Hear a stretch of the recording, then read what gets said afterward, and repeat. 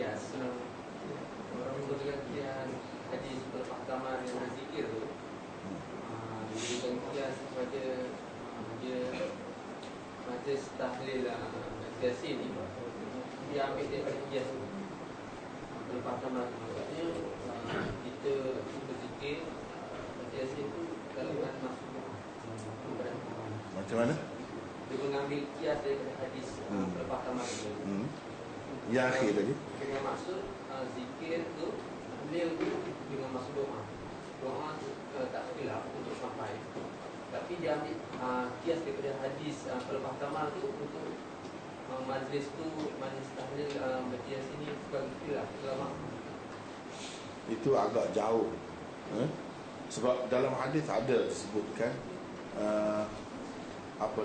Nabi SAW sendiri sebut itu selagi dia tidak kering, itu dengan berkat, kita kata dengan berkat ataupun keistimewaan macam syafaat Rasulullah SAW sahaja, bukan untuk semua. Bukan untuk semua. Jadi kita tak boleh kias macam tu. Kalau kita nak kira kias, kenapa tak tandang saja yang hidup? Kalau yang itu kering kan, dia akan kering, tidak akan ada penghujungnya. Jadi Nabi SAW nak ceritanya, walaupun dia ada kesalahan itu, dia diseksa, tapi dengan sebab syafaat Rasulullah SAW, dan sebagai tandanya dia buat itu. Bukan sebagai tanda saja, bukan kerana benda tu berzikir. Kalau nak kira berzikir, semua berzikir, semua bertasbih. Wa in min syai'in illa yusabbihu bihamdi walakin la tafqahuna tasbihahum.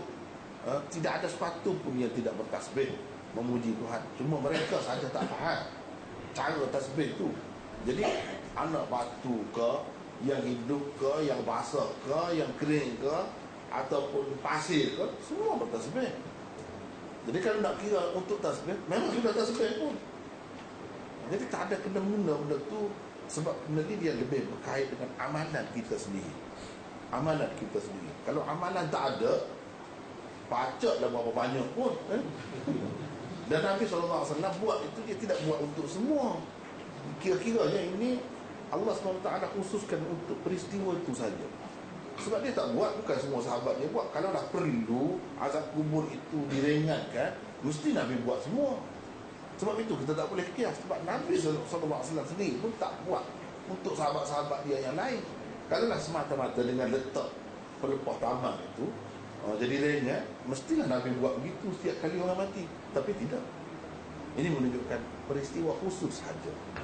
Tak boleh kita biaskan dengan yang lain. Ada pun baca Quran dan lain-lain, itu pun tak ada jelas. Tak ada jelas. Sekadar kalau ada pun boleh baca di atas kubur. Sebab ada yang melarang sembahyang di atas kubur, ada juga.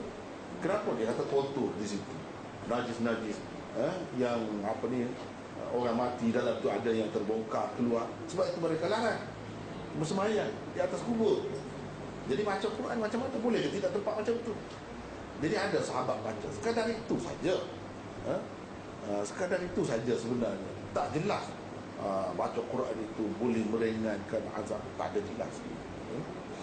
Tapi dari segi doa, kita nak kata ini sama dengan doa lain. Doa lain, ini lain. Ini macam kita nak syafaat, seperti nak ikut Rasulullah. Tak boleh. Sebab sahabat pun tak ada buat macam tu. Sahabat pun tak ada buat. Kalaulah benar ini untuk semua orang dan elok, ada kesannya, tentu sahabat. Ini sahabat tak ikut.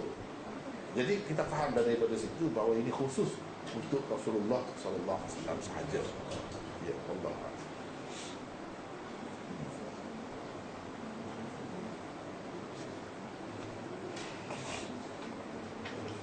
Dari segi doa itu lain.